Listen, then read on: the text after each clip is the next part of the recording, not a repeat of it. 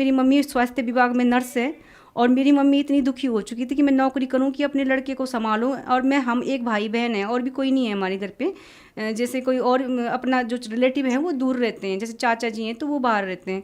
तो मेरे भाई को संभालने वाला भी कोई नहीं था घर पे, क्योंकि मेरी मम्मी जॉब सर्विस करती है स्वास्थ्य विभाग में। तो इस हालत इतनी ख़राब हो गई थी, तो सब ने किसी ने बोला कि इसको ना नशा मुक्ति केंद्र में डालो, तो वहाँ तो उसको कोई लाभ नहीं हुआ वहाँ पे। फिर वहाँ से हमने उसको दिल्ली में राम मनोहर लोहिया हॉस्पिटल में दिखाया। वहाँ भी वो 3-4 महीने रहा, उसका ट्रीटमेंट चला, लेकिन वहाँ भी ये था कि दवाई खाता था फिर सो जाता था। फिर वही हाल, बीड़ी दो, गुटखा दो, इधर चले जाना, कहीं भी चले जाना, उसके साथ ऐसे रहना पड़ता था कि कब कहाँ भाग जाए कुछ पता ही नहीं है। उसके बाद फिर 3-4 महीने रहा, उसके बाद उसको घर ले आए, फिर वही कंडीशन। फिर हमने हमारे चाचा जी रहते हैं यहाँ पे दिल्ली में, तो उन्होंने बोला कि लेडी हार्डिंग में दिखाओ, दिमागी हॉस्पिटल है वहाँ पे, तो वहाँ दिखाओ इसको।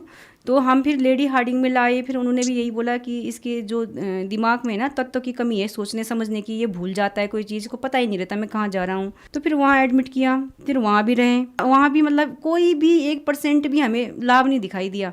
फिर घर ले आई तो फिर किसी ने बोला, फिर हम पंडितों के पास गए, क्योंकि अब डॉक्टरों से तो हार गए थे। तो वही है जो घर में लोग बताते हैं कि भाई पंडितों के चक्कर में पड़ो थोड़ा, कि पंडित बताते हैं कि तुम्हारे घर में क्या दोष है क्या नहीं है। तो फिर हमने पंडितों के पास गए, तो पंडितों ने बोला कि आप घर में भागवत कराइए, 7 दिन का भागवत कराइए, और देखना आपकी सारी परेशानी दूर हो जाएगी। और आपके घर में ना पितरों का दोष है, और पितृ ही मतलब इसको ठीक कर सकते हैं और कोई ठीक नहीं कर सकता। फिर मेरी मम्मी ने कहा कि चलो ठीक है, ये भी मैं करके देख लेती हूँ। तो मेरी मम्मी ने भागवत कराया 7 दिन का, 7 पंडितों को बुलाया, बहुत अच्छे ढंग से, धूमधाम से, बहुत अच्छे, इतने ढंग से हुआ कि हमने 3-4 लाख रुपए खर्च कर दिए इस खुशी पे कि चलो मेरा भाई तो ठीक हो जाए।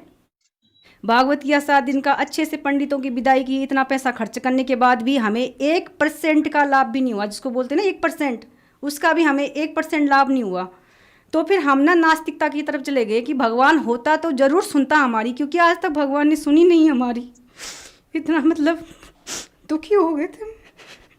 दुखी होने के बाद फिर एक दिन मेरी मम्मी ने संत रामपाल जी महाराज का सत्संग सुना टीवी पे।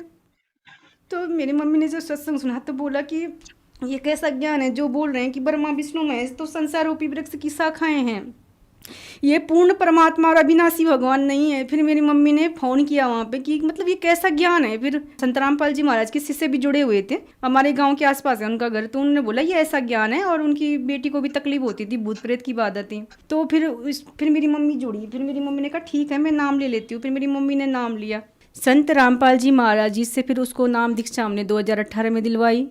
उसके बाद उसमें बहुत लाभ हुए, वो उसका नशा छूटा, और वो जो उसका भागना था इधर उधर वो भी दूर हुआ, और वो भक्ति भी करता है। अपना जो पर्सनल काम भी नहीं करता था पहले, वो नहाना धोना जैसे होता है वो भी नहीं करता था, लेकिन उसके बाद उसने सारा काम करता था, मम्मी का कहना मानना, अपना दिनचर्या जो उसकी थी।